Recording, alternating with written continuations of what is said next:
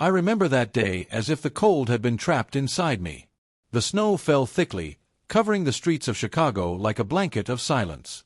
People hurried past, hidden under expensive coats and blind gazes. And there she was, a small black girl, with a bouquet of frozen flowers in her hands. I swear, I never imagined that that instant would change everything I believed about God, about destiny, and about love. Her name was Lila. She had a smile that defied winter, and eyes that seemed to hold a secret. I saw her trying to sell those flowers as if they were treasures, each petal a hope, each attempt a silent prayer. And, for some reason I still can't explain, I felt something inside me break when I saw someone laugh at her. Perhaps it was guilt, perhaps it was the weight of memories I had buried. Or perhaps it was God, speaking to me in a way I couldn't ignore. At that moment, before doing anything, I stood there, observing. Something told me that that girl and I were connected, in a way that neither time nor forgetfulness could erase.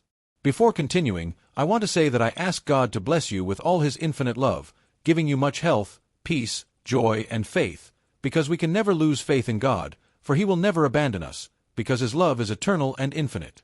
I also take this opportunity to ask you to like the video and subscribe to the channel.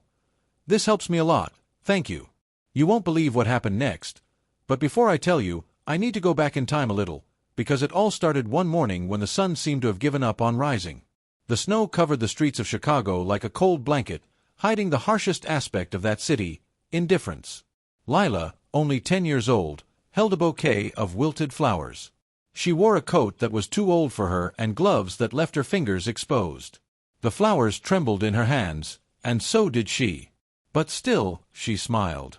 To each person who passed, she whispered, "Flowers to brighten your day?" Some looked away, others pretended not to hear. A well-dressed man even nudged her with his shoulder, muttering something about street children. She simply lowered her head and kept walking. It was as if the wind was shouting louder than her. Lila wasn't afraid of the cold. She was afraid of going home penniless. Her mother, Grace, was ill, and the small room where they lived on the south side hadn't had heating for weeks. The flowers were her only hope. Even so, she refused to beg. She said that God gave gifts to everyone, and hers was to make flowers smile, even in winter. The hours passed slowly. Ice covered the ground, and her feet were wet. She began to softly sing a hymn her mother had taught her. The melody broke the icy silence. Some people looked, perhaps with pity, perhaps with shame. But no one stopped. And the more time passed, the more Lila's smile faded. She was thinking of giving up when a boy passed by laughing, kicked the snow onto the flowers, and ran off. The petals flew like pieces of lost hope. Lila stood motionless, her eyes welling with tears. But she didn't cry. She just took a deep breath and murmured, "God, help me just a little longer." An elderly gentleman stopped beside her, looked at the fallen flowers, and shook his head. "Go home, girl. This isn't work for a child." She thanked him, but stayed. She couldn't go back empty-handed. Even when the wind seemed to push her back, she planted her feet and continued offering what remained of the bouquet. The sky began to darken. With each gust of wind, her hair clung to her face. Church bells rang in the distance, and Lila remembered her mother saying, "Never forget that God sees what others don't see." She closed her eyes for a moment and pressed the bouquet to her chest. A group of teenagers approached, laughing loudly. One of them pointed at her and said, "Look at that, selling flowers in the middle of the snow. Must think it's spring." The laughter echoed, cutting through the air like knives. Lila tried to ignore it, but a tear escaped. Still, she held out a flower. "Want one? It's pretty." They laughed even louder. One of the boys picked up the flower and broke it in half. "Now it's prettier this way." She just looked at him in silence. And in that instant, even so small, there was a dignity in her that the boys would never understand. The group left, leaving behind a trail of footprints and cruelty. Lila crouched down, gathered what remained of the flowers, and arranged them again, one by one, as if she could heal their wounds with her touch. The wind seemed to blow stronger, but she stayed. Time passed, and the cars sped by, kicking up snow and ice. The girl began to feel dizzy. She became lightheaded, leaned against a lamppost, and closed her eyes for a moment. When she opened them, She saw the reflection of the red lights of an expensive car approaching. A shiny black car pulled up right in front of her. The tinted windows prevented her from seeing who was inside. For a second, she thought about running, but something about the way the car stopped made her heart beat differently. The door opened slowly. From inside, a deep, calm male voice said simply, "Come in." Lila hesitated. "Sir, I'm just selling flowers." The voice replied, "I know. But you shouldn't be here alone. It's too cold." She looked at the flowers, then at the man. His face was half hidden by the shadow, but there was sadness in his eyes. And, for a brief moment, she felt she could trust him. With trembling hands, she took a step forward. The sound of the snow beneath her shoes felt like a drum beating in unison with her heart. And when the door closed behind her, Lila had no idea that this simple gesture would change her entire life, and the life of a man who also needed saving. The car drove off, disappearing among the snowflakes, leaving behind an empty sidewalk, a forgotten bouquet, and the beginning of a miracle. The car drove away slowly, leaving behind only the trail of red lights. Inside, the silence was almost as heavy as the cold outside. Lila pressed her face against the window, watching the city pass by in flashes of light and snow. The man at the wheel said nothing, and she didn't know what to ask either. Every now and then, he glanced at her, as if trying to remember a forgotten face. The sound of the heater filled the car, and her hands began to thaw. For the first time in hours, she felt warmth, but her heart still trembled. "What's your name?" he asked, without taking his eyes off the road. "Lila," she replied softly. "Lila Johnson." He nodded thoughtfully, as if that name awakened something he didn't want to feel. "It's beautiful," he murmured. "Lila. It means flower, doesn't it?" She smiled shyly. "My mother said God gave me this name because flowers grow even on stones, if you have faith." He didn't answer. But the way he gripped the steering wheel showed that those words had affected him. When the car stopped, Lila looked out the window and saw a mansion so large it looked like a snow-covered castle. The windows gleamed like glowing eyes. "Is this where you live?" she asked, surprised. He simply said, "For now, yes." As she got out of the car, the wind whipped her again. An older man in a black suit opened the door and looked at her strangely. "Mr. Anderson, who is this child?" "A guest," the man replied. "Take her out to warm up." Lila followed the butler into a huge room with a fireplace that roared like a hungry animal. She sat in an armchair so soft she sank a little. The walls were covered with portraits. The face of a blonde girl, blue eyes, always smiling. She stood up and looked at the nearest painting. The girl depicted seemed happy, surrounded by flowers. "Who is she?" she asked. The butler hesitated. "Mr. Anderson's daughter. She is no longer with us." The silence fell like a weight. Lila swallowed hard and lowered her gaze. At that moment, the man reappeared, bringing a cup of hot chocolate. "Drink this. You need to warm up." She thanked him, holding the cup with both hands, feeling the warmth rise through her fingers. But the feeling of comfort didn't last long. Suddenly, a woman entered the room, tall, elegant, dressed in expensive clothes. His eyes examined her with disdain. "William, what is this little girl doing here?" "She was in the street. I brought her inside before she froze." The woman let out a short laugh. "Have you lost your mind? Are you going to start collecting beggars now?" Lila lowered her head. The shame burned more than the cold. William replied firmly, "She's not a beggar. She's a child." But the woman stepped forward. "Look at her, William. She doesn't belong here. And you know very well why." The air cracked.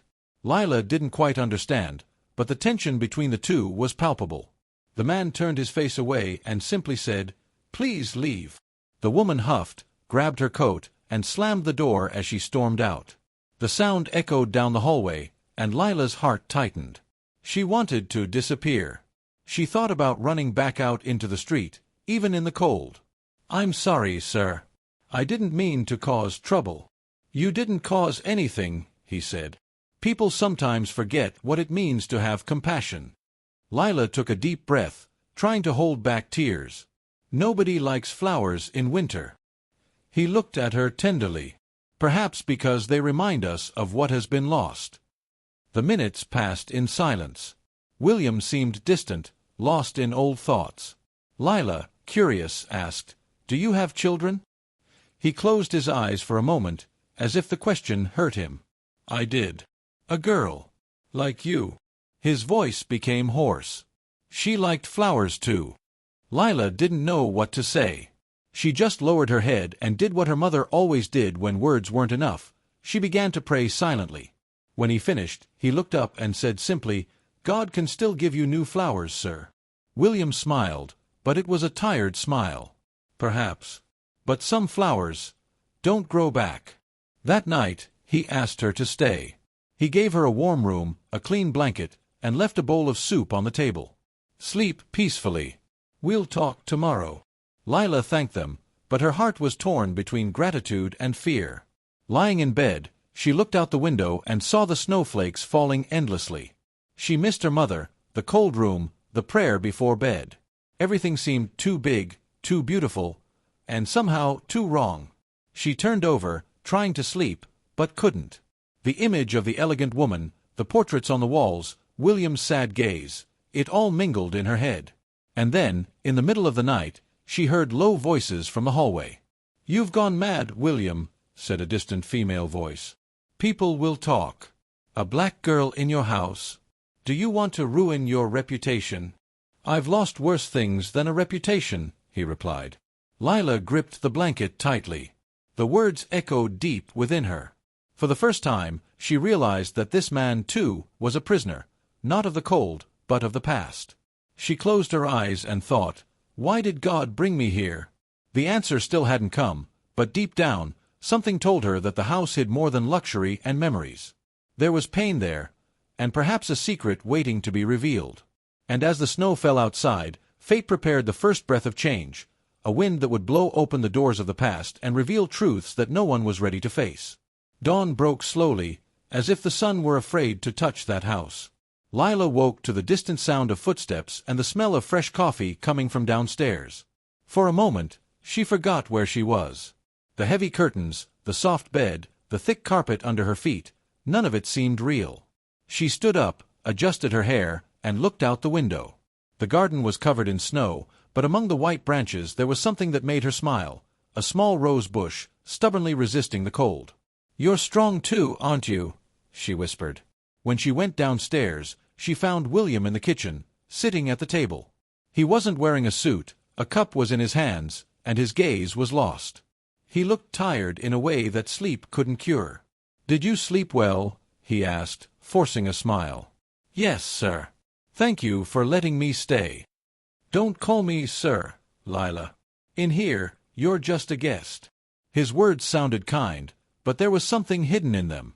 He seemed to carry an invisible weight. Lila sat at the table and began to eat in silence, until the sound of hurried footsteps broke the calm. The butler appeared, carrying an envelope in his hands. "Mr. Anderson, the press is calling again. They want to know about the girl." William frowned. "The press? How did they know?"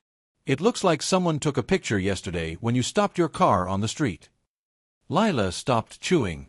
The man looked at her and saw the fear in her eyes. "Don't worry, Lila. I'll take care of it." But his voice no longer had the same confidence. Hours later, the news was on all channels. Billionaire William Anderson seen with unknown child on the streets of Chicago. Mystery and scandal. Headlines were popping up on TV. Malicious comments, assumptions, insults. Society, cold as winter, was already forming its judgment. William hung up the phone angrily. "They don't know anything." Lila, confused, asked, "Why are you angry, sir?" He sighed. "Because people are afraid of what they don't understand." That afternoon, he led her to the snow-covered garden. The sky was gray, the cold wind cut through the air, but there was something almost sacred in the way the two walked side by side. "Lila, do you believe in destiny?" he asked. She thought for a moment. "My mother says that God writes straight, even when the paper is wet." He chuckled softly. "Your mother is wise." They stopped before the frozen rose bush. William knelt down and touched the hardened petals. You know, my daughter also loved flowers. She used to say that each one had a soul. Lila observed the gesture with respect. You miss her, don't you? Every day. Silence stretched between them, broken only by the sound of the wind. Then William pulled a small gold pendant from his pocket. This belonged to her. I found it in the car yesterday, after you left. Lila carefully picked up the pendant. It was flower-shaped, identical to the design embroidered on the collar of her dress. My mother made one just like it for me, she whispered. William looked at her, surprised. Your mother? Yes, she said she was protecting me. She said she made one for a young woman a long time ago, when she worked as a maid. Her words froze the air. William paled. What was your mother's name again? Grace Johnson. He remained silent for a long time. The name sounded familiar, distant, like an echo from the past. Finally, he murmured, Grace, and took a step back, stunned. Lila, startled, asked, Are you all right, sir?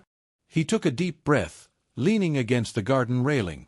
I am, but I think God is trying to tell me something, Lila. They went back inside, and the atmosphere changed. The man seemed consumed by memories he didn't want to revisit. He paced back and forth, shuffling old papers, opening drawers, taking out boxes of photos. Where were you born? He asked, his voice tense. At St. Mary's Hospital, sir. He nodded, growing paler. In the same place where she was born. Lila didn't understand. Who? My daughter. The silence became unbearable. The similarities were now glaringly obvious. The way they smiled, their sweetness, their shared love of flowers. It was impossible to ignore. William sat down, holding his head in his hands. My God! This can't be a coincidence.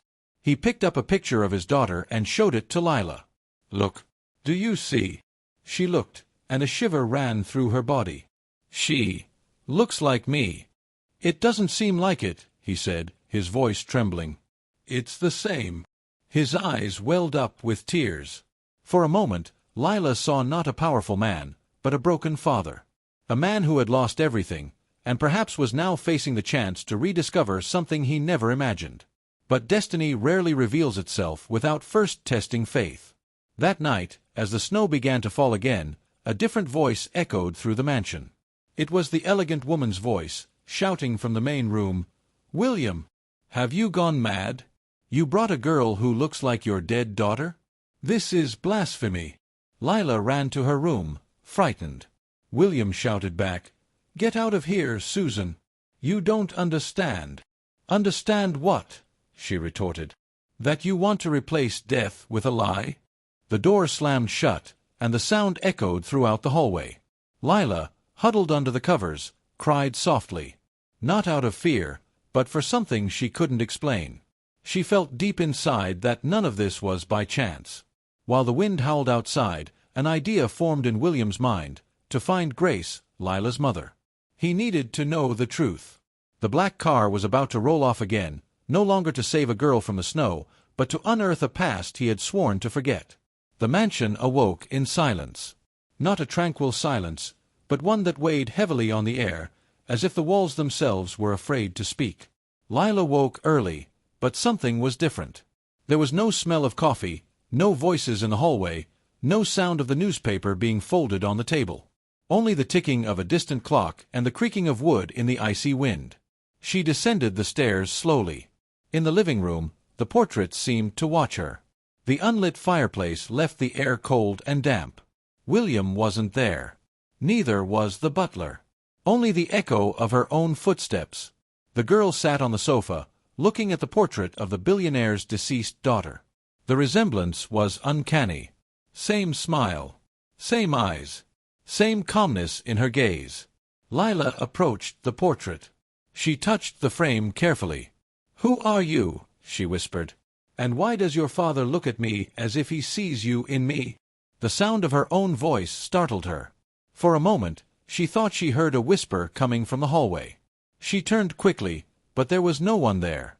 A light rain began to patter against the windows, slowly melting the snow. Lila picked up the bouquet she had brought in from the street. The petals were almost dry, but she arranged them carefully on the table. "Dead flowers can still be beautiful," she murmured. It was something her mother always said. Suddenly, firm footsteps echoed behind her. William was there, in a dark overcoat, his gaze determined. "Lila," he said in a deep voice, "I need to leave. But before I go, I want to show you something." She followed him upstairs. They walked down a long hallway to a locked door. William took a small key from his pocket. "This was my daughter's room. I haven't been back here since she's gone."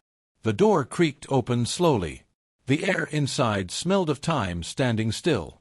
Dusty toys, faded curtains, and a doll slumped across the bed. Lila stood silently, observing every detail. "She loved flowers, just like you," he said. "She used to plant little seeds on the windowsills. She said each flower was a prayer rising to heaven." Lila approached the window and saw dry, empty flowerpots. She touched the hard, cold earth. "May I plant new flowers here?" she asked with a shy smile. William took a while to answer.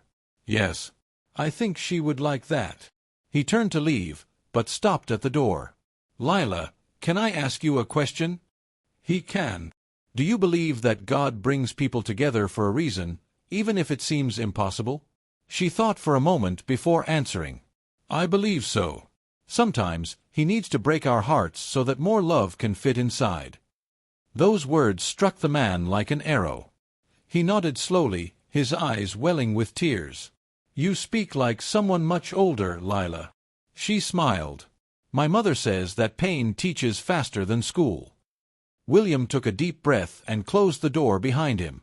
Hours later, he got in his car and left. He said he would be back before nightfall. The sound of the engine faded into the icy road, leaving the girl alone in that immense house. Time seemed to stand still. Lila explored the rooms, observing the old paintings, the books on the shelves, the furniture that gleamed under the gray light.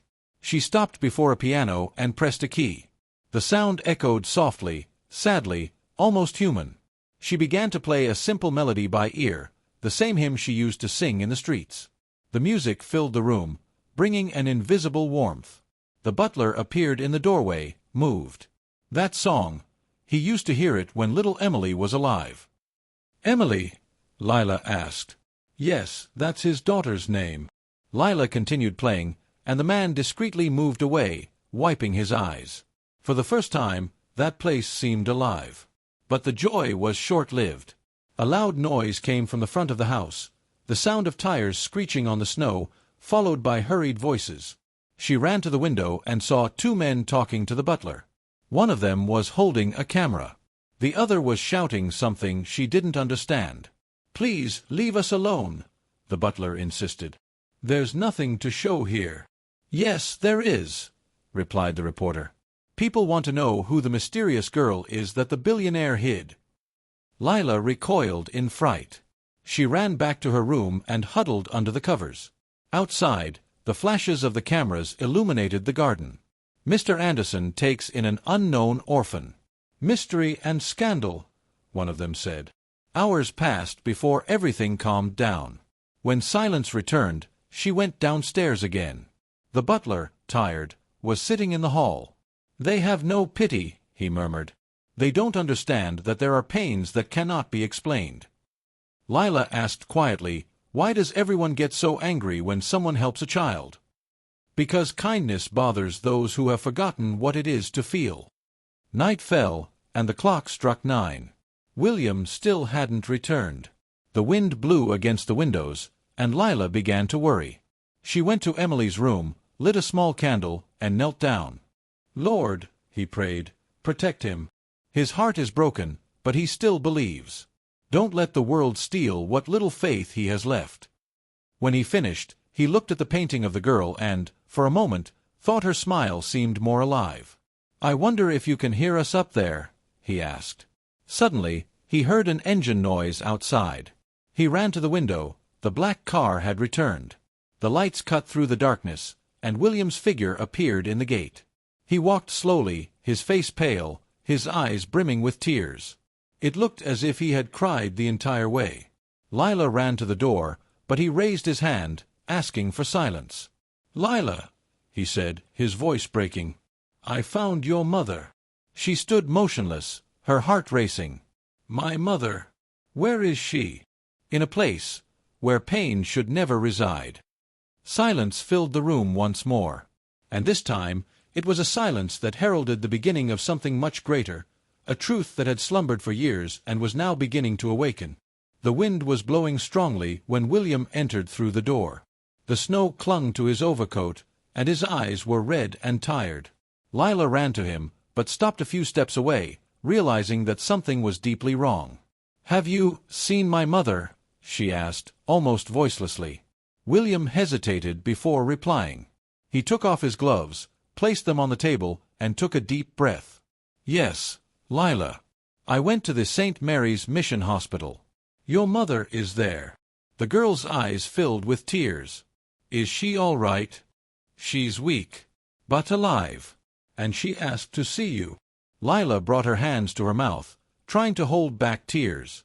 William knelt before her, holding her small, cold hands.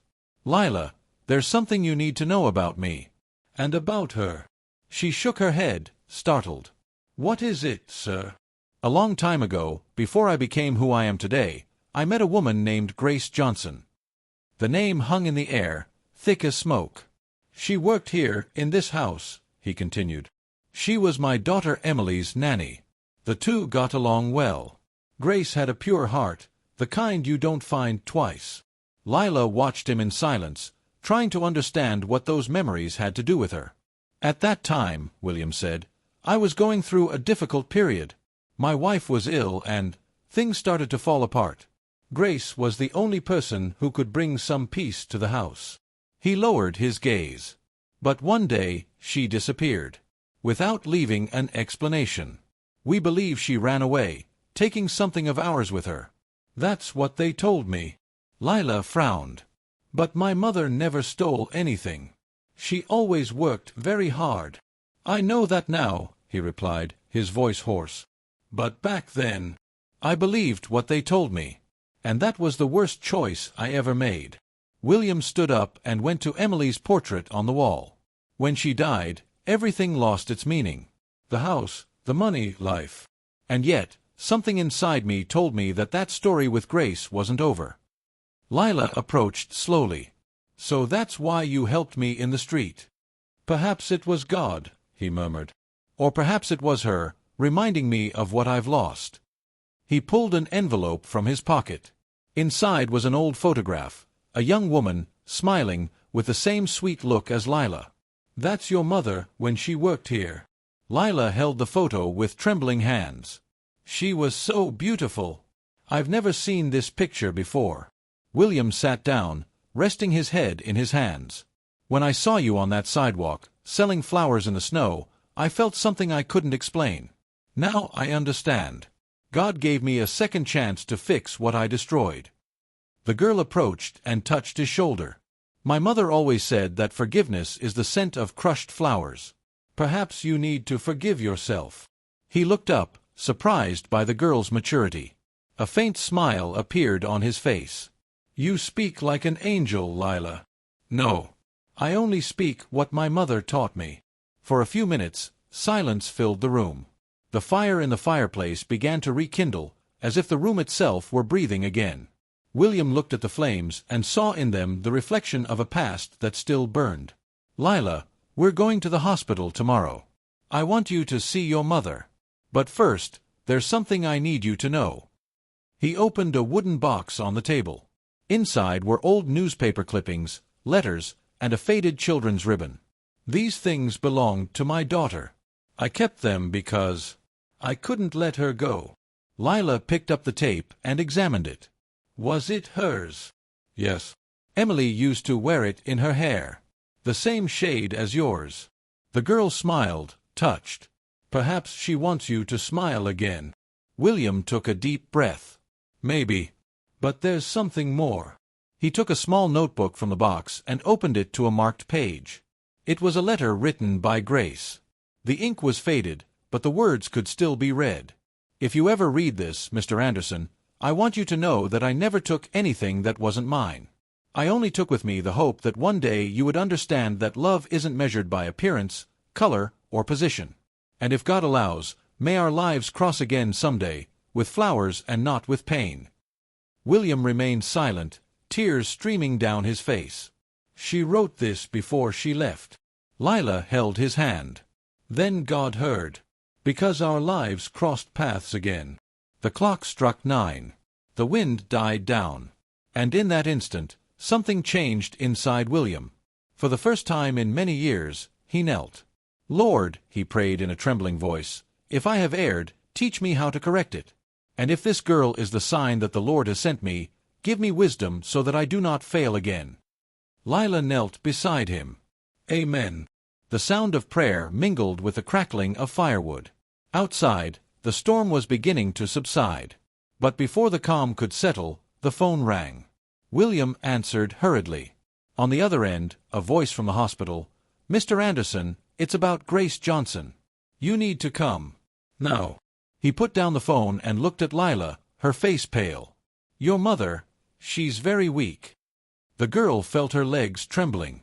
"Please, let's go quickly." William grabbed his coat and keys and wrapped her in a blanket. "Hold on tight, little flower. God still has plans for you."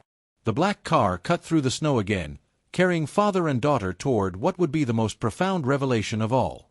The snow fell harder as the black car cruised through the nearly deserted avenues of Chicago. The city lights reflected off the puddles of ice, forming a mournful glow, as if the ground were weeping. In the back seat, Lila held the gold pendant William had given her. She pressed it against her chest, praying softly. William drove in silence. The sound of the windshield wipers punctuated his heartbeat. Each memory that surfaced was an old wound reopening.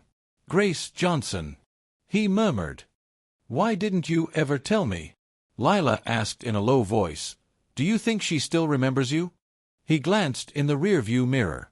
"I hope so. And I hope you'll forgive me." When they arrived at St. Mary's Hospital, the biting wind almost made them turn back. William took Lila's hand and led her through the cold, silent white corridors. The smell of alcohol and the distant sound of footsteps echoed as if time moved slowly there. The nurse led them to a small room with blue curtains and a window covered in snow. Grace was there. Her face was pale, but there was still sweetness in her features. Gray hair framed a serene expression, and when she opened her eyes, the first name she uttered was, "Lila." The little girl ran to her, grabbing her hand. "Mommy." Grace smiled weakly. "My little angel. You're all right." William stood at the door, too afraid to approach. His eyes welled up with tears when he heard that voice again after so many years. Grace looked up, and for a moment, time stood still. "William," she whispered. He approached slowly, his face contorted with guilt. "It's me." For a few seconds, no one spoke. Only mingled breaths and the soft beeping of the monitors filled the room. "You came to see me after so many years," she said. "I took too long, Grace. But I came. And I brought Lila." Her eyes filled with tears. "Oh my." "Yes. I need to understand what happened. Who told those lies? Why did you leave without saying anything?" Grace tried to sit up, but coughed. Lila rushed to help her. "Don't strain yourself, Mommy." With effort, she looked at William. "They took me away by force. Your wife, Susan, said that if I didn't leave, you would lose everything. She said I was a disgrace to your family. I was pregnant, William. And scared." The silence became absolute. William put his hand to his mouth, trying to contain his shock. "Pregnant?" Grace nodded. "From Lila." The world seemed to stop. The sound of the heart monitor, the wind hitting the window, William's racing heart, it all blended together. He took a step back, breathless. "My God," she murmured. "So, Lila, is—" "Yes," Grace said in a whisper. "She is your daughter." Lila's eyes widened in confusion. "What? Mom, he is my father." Grace held her hand tenderly. "Yes, my love. The man God placed in your path was the same one who gave you life." William knelt down, tears streaming down his face. Lord, forgive me. I didn't know. I was blind. I believed lies and let them both suffer because of my pride. Lila looked at him, still not understanding everything. So it was God who led me to you on that street. It was, he replied, his voice choked with emotion. It was He who put you in my path, to teach me what love is all about again. The moment was sacred. But soon Grace's body began to weaken. Promise you'll take care of her, she whispered, her breath short. Promise you'll make her smile, even when it rains? I promise, Grace. On my soul, I promise. She smiled serenely. Then I can rest in peace. The monitor beeped faster. Lila was crying, clinging to her mother's hand. Mommy, don't go. Please. Grace looked at her one last time. My flower. Remember what I taught you? Flowers bloom even in winter. And with a final breath, she departed. The silence was absolute. William hugged Lila, feeling the weight of all the years of mistakes crashing down on him. She's with God now, he whispered, and He will guide us from here on out. That night, back at the mansion, the house seemed different. William went upstairs, Lila beside him. She stopped in the hallway and opened the door to Emily's old room. The fire in the fireplace still glowed. The flowers that Lila had planted the day before were miraculously in bloom. Red petals, vibrant, radiant, in the middle of winter. That's impossible, William murmured. No, said Lila, smiling. Mom said that God makes flowers bloom even from snow. As Lila looked around the room, something caught her eye. A small picture had fallen behind the dresser. She picked it up and dusted it off. It was an old portrait, not of Emily, but of a younger Grace, wearing the same dress as in the photo William kept. And in her arms, a baby. Lila gasped for air. Mr. William, is that me? He picked up the painting with trembling hands. On the back, there was a dedication, for William, our greatest gift. The man fell to his knees, weeping. My God, it was like this all along. I had this memory in my own house, and I never saw it. Lila knelt beside him, embracing him. Now you see. He looked at the painting, then at the girl. You are the gift I asked God for but didn't know how to recognize. Tears mingled with smiles. The fireplace crackled, and the wind outside seemed to sing. In that instant, William understood. The portrait on the wall didn't show the past, it showed the beginning of redemption. But fate still held one last secret. Something neither William nor Lila imagined was about to come to light. A name, a forgotten document, and a revelation that would change everything again. The following days were slow and heavy. Grace's absence seemed to fill every corner of the mansion.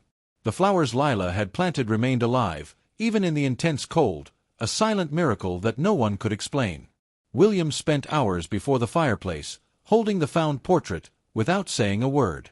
Lila, though devastated, felt something different inside, as if the pain had given way to a new certainty. She was not alone. My father, she thought, experiencing those words for the first time. They sounded strange, but comforting. On a cold morning, the butler, Mr. Franklin, entered the room with a box in his hands. Mr. Anderson, I found this in the storage room while organizing old belongings. It belonged to Mrs. Grace. William stood up slowly. The box was simple, made of light wood, tied with a faded ribbon. As he opened it, the scent of lavender escaped. Inside were letters, photographs, and a small sealed envelope. She kept all of this for so many years. William murmured. Lila approached. What is it, Daddy? He looked at her, and a sad smile crossed his lips. Perhaps answers. Inside the envelope was a letter addressed to him, written by Grace before she disappeared. He opened it with trembling hands. The handwriting was delicate, feminine, yet firm. William, if you ever find this letter, I want you to know that I never meant to hurt you. I was forced to leave. Susan found out about me and the baby. She threatened me, saying that if I stayed, she would destroy you. I thought about telling her, but I feared for the child's future. Lila was born a few months later, far from here, but with the same love I felt for you.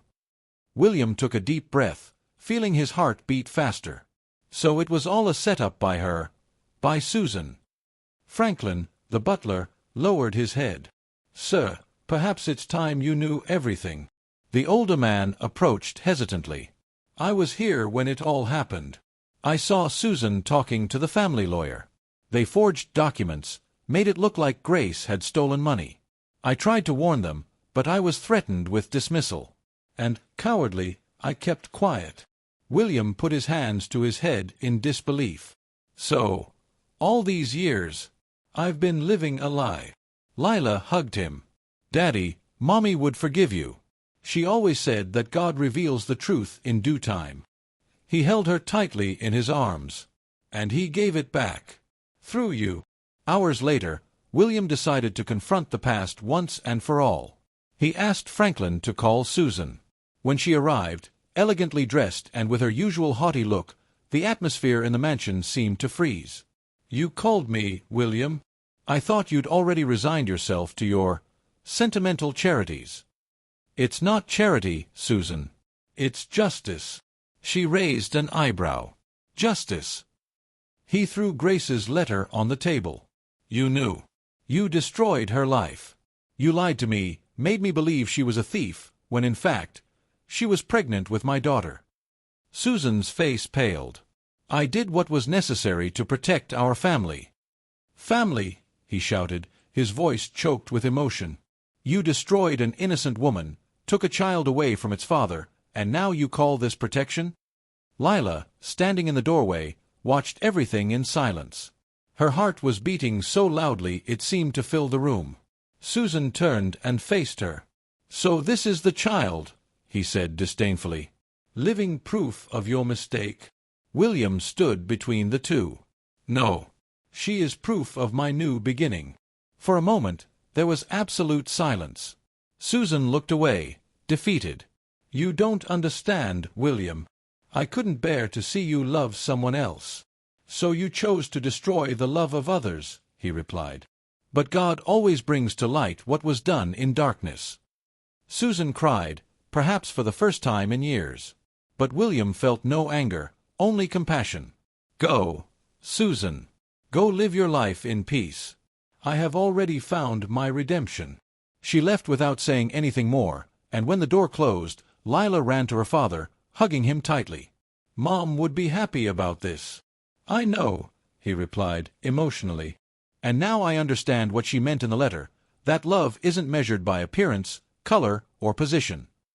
In the following days, William and Lila began to rebuild the house, not with bricks, but with memories. They placed Grace and Emily's portraits side by side on the main wall. The past, at last, rested in peace. But while cleaning her mother's room, Lila found a small diary hidden at the bottom of a drawer. Leather cover, worn edges, and on the first page, a sentence written by Grace. "If one day my daughter grows up and wants to know who she is, she should read to the end. The truth always comes to light." Lila sat on the bed, opened the diary, and began to read. Each page revealed details of the past, the love between her parents, their fears, their promises. But at the end, there was something unexpected, a name, written in larger letters, carefully circled. "Daddy," she called, coming down the stairs with the diary in her hands. "There's something here you need to see." William picked up the notebook and read the last sentence. His face paled. "My God!" The last note said, "If anything happens to me, contact Pastor Elias Thompson. He knows everything." William stood up suddenly. Elias Thompson. He was the chaplain at the orphanage where Emily stayed on Sundays. Lila looked at him, confused. "But what does he know?" "Perhaps more than we imagine." The truth had not yet finished blossoming. And the name of that pastor would be the key to the final secret, the link that would unite the past, forgiveness, and destiny. The sun was rising timidly when William and Lila left the mansion. The black car sped along the frozen streets, cutting through the wind as if fleeing from time. Their destination was the small red brick church in the old neighborhood, the same place where, years ago, William used to take his daughter to Sunday services. In the front seat, Lila held her mother's diary with such care, as if it were sacred. "Dad, do you think Pastor Elias will still remember Mom?" William took a deep breath. "God willing, yes. And I hope he has answers." As they arrived, the church bell rang, echoing through the bare trees. The interior was simple and welcoming. The smell of old wood and burning candles brought back distant memories. An elderly man, with white hair and a firm voice, approached with a tired smile. "William Anderson, it's been a long time." "Pastor Elias," he replied. "We need to talk. It's about Grace Johnson." The pastor stopped, surprised. Grace. The name seemed to bring tears to his eyes. "I knew this day would come. Come with me." They sat in the small office next to the altar. Lila looked around curiously. The pictures of children on the walls, the stacked Bibles, the distant sound of the organ playing. The pastor took an envelope from a drawer and placed it on the table. "I've kept this for years, hoping one of you would come and get it." William carefully opened the envelope. Inside was an old birth certificate, a note, and a photograph. He read silently, and his hands began to tremble. This can't be." Lila approached, trying to see. "What is it, Daddy?" William looked at her, his eyes welling with tears. "Lila, there's something I need to tell you, and it might hurt to hear." The pastor added, "Your mother, Grace, came to this church when you were just a baby. She was desperate. She said someone was trying to take the girl away from her. That powerful people were involved. She asked me to hide the real birth certificate until it was safe." Lila frowned. "But why? Who wanted to take her away from me?" William ran a hand through his hair, trying to control his breathing. "Susan, my wife. She knew about the pregnancy, and she wanted to erase any trace of scandal. She tried to register you as her daughter and convince me that Grace had abandoned you." The silence fell like a sentence. Lila brought her hands to her face. "So, I was practically raised by her." William nodded, his eyes welling up with tears. "Yes, and I, without knowing, would have called you daughter, without ever knowing the truth." The pastor sighed. "But God didn't allow it.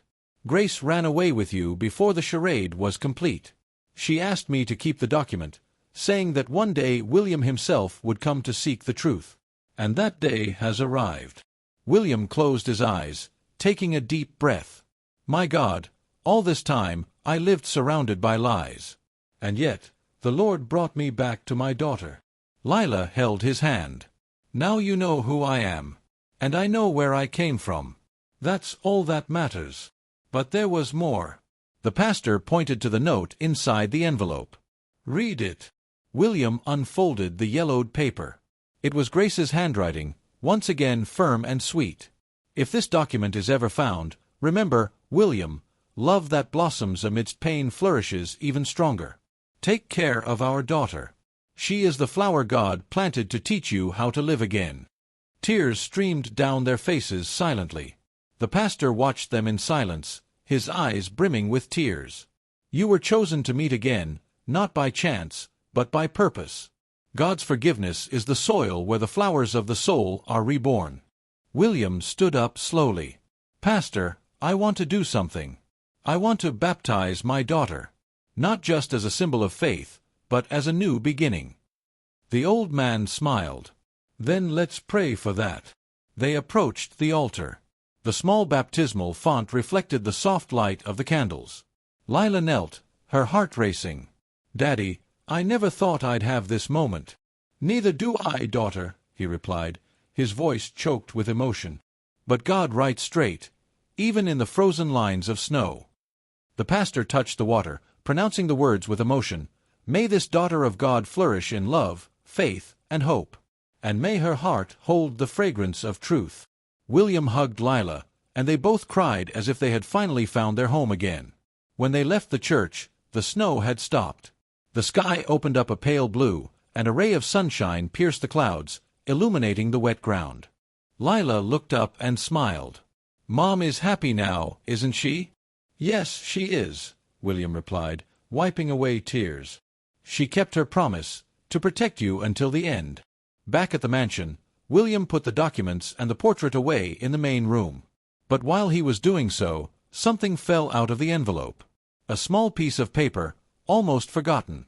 He opened it and read aloud. "There's a safe behind Emily's portrait. Inside, lies the rest of the truth. His heart raced. He ran up the stairs, Lila following behind him. He took the picture off the wall, and there it was, embedded in the wood, a small metal door. Inside, there were more photos, letters, and a will. The date, 10 years ago. William read the first few lines and froze. My God! It can't be. Lila looked at him, distressed. What is it, Daddy? He looked up, his voice trembling. Grace. She was never just an employee. She was my wife before God. Lila recoiled in surprise. What do you mean? William explained, tearfully, we got married in secret, at the same altar as Pastor Elias. I swore to love her forever. But then, I lost her to lies. His hands trembled. Everything made sense now. The portrait, the letter, the pastor's name. Grace was my wife, my soul, and I lost her because of fear of others. Lila hugged him tightly. But you found her again through me. He smiled, crying. Yes, daughter. And through you, God gave me back my life. That night ended with the house lights on and a feeling of peace that the cold could never extinguish. The truth had finally blossomed. That night, the silence of the mansion was no longer empty. It was the silence of things that finally find peace. William sat for hours before the fireplace, the portrait of Grace and Emily on one side, and the open diary on the other. The flame reflected in his eyes as if it were rekindling something that had long been extinguished. Lila approached, wrapped in a blanket, her bare feet on the rug. Are you still awake, sir? Yes, daughter. Sometimes, when the soul calms down, the body takes time to catch up. She sat down beside him. Mom used to say that forgiveness is like opening the windows of a closed house. The air comes in, and the weight goes away. William smiled, moved. Your mother was wise. And finally, I understand what she meant. The clock struck midnight. The snow fell outside, light, almost invisible. Inside, the warmth of the fireplace embraced the room. William took a deep breath. You know, Lila, I spent half my life thinking I could control everything with money and power. But none of that brought me peace. God showed me that true wealth is having someone to call you father. Lila rested her head on his shoulder. And true wealth for me is having someone who calls me daughter. He enveloped her in a long, silent embrace, the kind of embrace that heals invisible wounds. In the days that followed, the house was transformed. Emily's room became Lila's new indoor garden. The flowers that had previously seemed dead now bloomed with miraculous intensity, as if Grace's love still cared for them.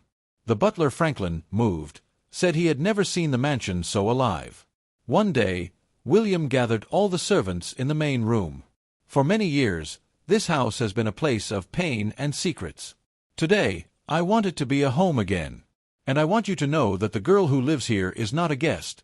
She is my daughter, Lila Anderson. Franklin's teary eyes shone. Sir, this is the most beautiful news I've ever heard within these walls. Lila smiled shyly. Thank you, Mr. Franklin. Don't call me sir, he replied emotionally. You can call me Grandpa if you want. The gentle laughter echoed through the house. For the first time in many years, the laughter blended with the walls and wasn't a strange sound. William watched everything and, deep down, knew that this joy was a true miracle. The following Sunday, the two returned to Pastor Elias's church. The choir sang softly, and light streamed through the stained-glass windows, painting the floor with shades of gold and ruby. William knelt before the altar. Lord, forgive my sins. Teach me to be the father Lila deserves. And thank you for giving me back the love I lost. Lila, standing beside him, also prayed, Thank you, God, for bringing my father back. Take care of Mom up there in heaven. And never let us forget what love can do. After the prayer, Pastor Elias approached. William, I saw you on your knees in this same place a long time ago, asking for strength to bear the loss of your daughter. Today I see you on your knees again, but for a different reason, to give thanks. That is redemption. William smiled, tears flowing freely. The cross of Christ taught me that pain is the beginning of grace. And this girl is my second chance. Back at the mansion, He began writing letters to all the old friends and employees who had drifted away. Not to justify the past, he said, but to tell them that God still writes new stories, even on torn pages. One afternoon, Lila showed up at the office with a basket of flowers. "I planted them in Mom's garden," she said proudly. "Each one has a name." "And what are they?" he asked, smiling. "Love, forgiveness, hope, and this one is my favorite." "What's her name?" "A New Beginning." William stood up and hugged her tightly. A fresh start is the most beautiful flower of all. Days turned into weeks, and news of Lila and the billionaire's story spread throughout the city. But this time, not as a scandal. The headlines read, "Man rescues girl from the snow and discovers she is his long-lost daughter. A story of faith and forgiveness moves Chicago." William received hundreds of letters from people touched by the story. Some said, "I've started talking to my father again after 20 years. Others, "I've learned to forgive those who hurt me." He read them all, deeply moved. "See, Daddy," Lila would say, "even the flowers far away are growing." On a cold night, the two went to the garden. Snow covered the ground, but among the white flakes, Lila's flowers shone brightly. William knelt down and said, "You know, daughter, before I saw the snow as the end. Now, I see it as the beginning. Because even in the cold, God works in silence." She smiled, gazing at the starry sky. "Mom must be smiling up there." "Yes," he replied. "And she must be proud of the brave daughter she left here to continue what she started." The wind blew gently, moving the petals, and for a moment, the whole garden seemed to sing. It was as if Grace were there, among them, blessing that reborn home. But fate still had one last gesture in store, something simple, yet eternal. The following morning, William left early, leaving a note on Lila's desk. "Today I want to show you something. Put on the blue coat." She met him at the gate, the black car waiting. "Where are we going, Dad?" "Where it all began," he replied with a serene smile. The city awoke under a light mist. Winter was beginning to bid farewell, and the cold air carried with it a soft fragrance, the scent of the first flowers breaking through the ice. Lila looked out the window of the black car, trying to guess their destination. "Daddy, where are you taking me?" William smiled. "You'll recognize it." Minutes later, the car stopped in front of a simple sidewalk, covered by a thin carpet of snow. It was the same place where it all began, the corner where a girl sold flowers, dreaming of a miracle. Lila recognized the lamppost, the broken shop window, the wooden bench. Everything was the same, except her. "Dad, this is where you found me," she said, emotionally. "It was here that God found me, too," he replied. "It was here that I learned what it means to see with the heart." Lila got out of the car. The cold touched her face, but she felt no discomfort. She opened the basket she was carrying, fresh, colorful, fragrant flowers, and began to arrange them on the same bench where, months before, she had cried from loneliness. "Today I'm not going to sell flowers," she said with a smile. "I'm going to offer them." William watched in silence, his gaze filled with pride. A woman approached, hesitant. "How much does it cost, young lady?" "Nothing," Lila replied, extending a white rose. "It's a gift, to remind me that love blossoms even in winter." The woman picked up the flower with trembling hands, her eyes welling with tears. "It's been a long time since anyone gave me a flower." "Then this one is yours," Lila said. "It's God's way of telling you that you are still loved." Soon, other people began to approach. A man in a suit, a young couple, a tired delivery man. Each received a flower and a smile. And, somehow, something changed on each face. William, watching, felt his heart lighten, as if Grace were there, whispering words to the wind. Suddenly, a small child approached. She was barefoot, with frightened eyes and a bouquet of dried flowers in her hands. "Do you want a flower?" Lila asked, kneeling down. The girl nodded shyly. "I was trying to sell these, but nobody wanted them." Lila picked one of her new flowers, swapped it for the dried one, and said, "Now you have a living one. Take care of it with love. It will show you the way." The little girl smiled and ran away. William took a deep breath. "Did you see that, daughter? It's the cycle repeating itself. pain turns into compassion. And compassion turns into a miracle. It's just like Mom used to say, Lila replied. God makes flowers bloom even from snow. The bells of the nearby church began to ring. The sound echoed softly, like an invisible prayer. William looked at the sky, and for the first time, saw the snow stop falling. The sun pierced through the clouds, gilding the frozen ground, making the petals sparkle like tiny flames of hope. Lila picked up a rose and placed it on the snow. For Mom, she said. So she knows that her love still lives on. William knelt beside her. And he will live as long as there is faith. People on the street began to stop, observing the scene. Some knelt, others prayed silently. A man wept. A young woman smiled. The wind blew, carrying petals down the avenue, as if the sky itself were part of the moment. William hugged Lila. You are the rose that God planted in me when all seemed lost. She rested her head on his shoulder. And you are the soil that allowed me to grow. If destiny had won, the camera would then show the complete picture. Father and daughter kneeling in the snow, surrounded by colorful flowers and golden light. A miracle born of pain, a story of forgiveness transformed into faith. Life, at last, had been fulfilled. From up high, Grace's soul watched serenely as the wind carried the scent of flowers through the air, and a voice seemed to whisper among the flakes, Love never dies. It just changes form. William and Lila stood up, holding hands, and began walking down the street covered in petals. The rose that Lila had left on the snow remained there, alone, upright, untouched, even when the wind blew again. The cold no longer hurt. The winter no longer caused pain. Because now, in each living petal, dwelt God's promise, that love always blossoms, even under the ice. You know, sometimes, God writes stories that seem too painful to be true. Stories that begin in coldness, loss, and loneliness, but end with the warmth of love and faith. Lila and William's story is one of those. A simple girl, rejected by the world, and a powerful man, lost in his own pain, united by something that only heaven could have planned. What began as a gesture of compassion on a snow-covered sidewalk ended as a miracle of reconciliation and forgiveness. Because God is never late, He arrives at the right time, the moment the heart is ready to understand the purpose. And perhaps, today, you are facing your own winter. Perhaps there's someone who hurt you, someone you can't forgive. Or perhaps there's something that time has taken away, and your heart still hasn't been able to let go of.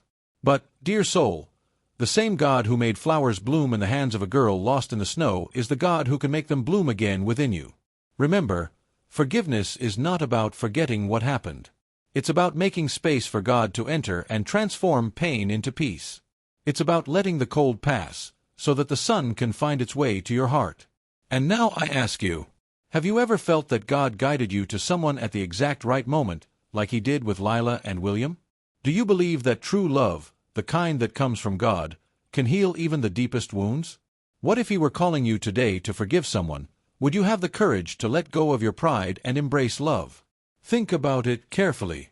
Sometimes, the miracle you're waiting for isn't outside, it's in your heart, just waiting for a yes to bloom.